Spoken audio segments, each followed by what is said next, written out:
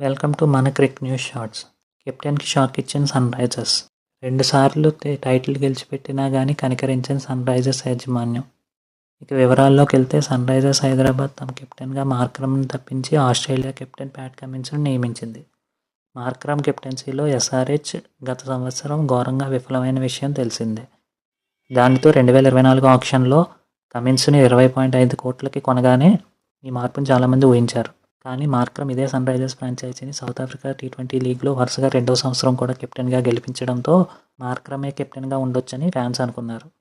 కానీ వాళ్ళ ఆలోచనలకు భిన్నంగా కెప్టెన్గా ప్యాట్ కమిన్స్ని నియమిస్తున్నట్లు ఈరోజు సన్ రైజర్స్ యాజమాన్యం ప్రకటించింది. కెప్టెన్సీ నుంచి తీసేయడంతో అసలు ఈ సంవత్సరం జట్టులోనే ఉంటాడో లేదో అనుమానంగా కనిపిస్తుంది. గతేడాది కెప్టెన్గా ఆస్ట్రేలియాకి వరల్డ్ టెస్ట్ ఛాంపియన్షిప్ మరియు వన్డే వరల్డ్ కప్ టైటిల్ గెలిపించిన కమిన్స్ ఈసారి ఎస్ఆర్హెచ్కి ఐపీఎల్ టైటిల్ గెలిపిస్తాడేమో చూడాలి.